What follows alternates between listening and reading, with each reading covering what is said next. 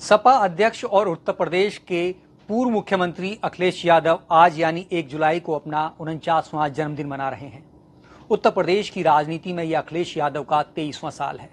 नमस्कार, आप देख रहे हैं जी डिजिटल और मैं हूं प्रदीप राघव। आज की सी बात लगती है जब वर्ष 2000 में कन्नौज सीट से लोकसभा उपचुनाव जीतकर अखिलेश ने उत्तर प्रदेश की राजनीति में एंट्री की थी। इसके बाद पार्टी और प्रदेश की राजनीति में 12 साल का सफर तय करते हुए साल 2012 में उन्होंने मुख्यमंत्री के तौर पर सूबे की कमान संभाली और फिलहाल समाजवादी पार्टी के संस्थापक मुलायम सिंह यादव के बेटे होने के नाते अब उनकी विरासत संभाल रहे हैं। लेकिन मुलायम सिंह की इस विरासत को संभालना उनके लिए किसी कांटों के ताज को संभालने से कम नहीं है। बीते कुछ चुनावों में सपा की सीटें लगातार सिमट रही हैं और अखिलेश यादव आलोचनाओं का शिकार हो रहे हैं। विरोधी उनके अपने भी उनके खिलाफ खड़े नजर आ रहे हैं, लेकिन फिर भी अखिलेश का हौसला पस्त होता नजर नहीं आता। यह साल 2012 था जब सपा ने यूपी के 16वें विधानसभा चुनाव में जबरदस्त जीत हासिल की और अखिलेश यादव के सिर यूपी के मुख्यमंत्री का ताज सजा। 38 साल की उम्र में अखिलेश यादव ने यूपी के मुख्यमंत्री के तौर पर शपथ ली और 5 साल तक सीएम भी रहे। ये दौर समाजवादी पार्टी और अखिलेश यादव दोनों की ही सफलता का चरम था, लेकिन 2017 से लगातार उनके जीवन में उतार का सिलसिला जारी है। सपा के कई नेता और यहां तक कि संस्थापक नेता भी अखिलेश के नेतृत्व को कोसते हुए पार्टी से किनारा कर चुके हैं। लोग कहने लगे हैं कि अखिलेश की नई सपा मुलायम की पुरानी सपा से बिल्कुल अलग है।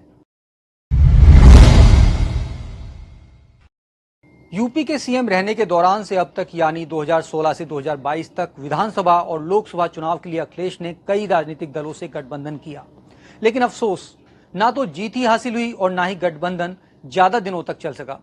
गठबंधन से अलग होकर नेता अखिलेश को ही हार का जिम्मेदार बताते आए।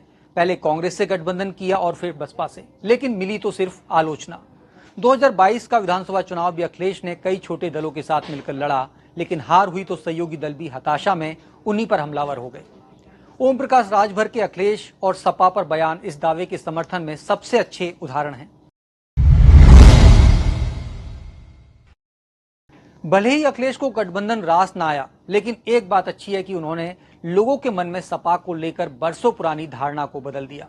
पहले सपा पर परिवारवाद के आरोप लगते थे, लेकिन बीते कुछ चुनावों में जिस तरह से अखिलेश यादव ने प्रचार से लेकर टिकट बंटवारे तक परिवार के लोगों को पार्टी से दूर रखा, उससे आम कार्यकर्ताओं में पार्टी की छवि सुधरी है।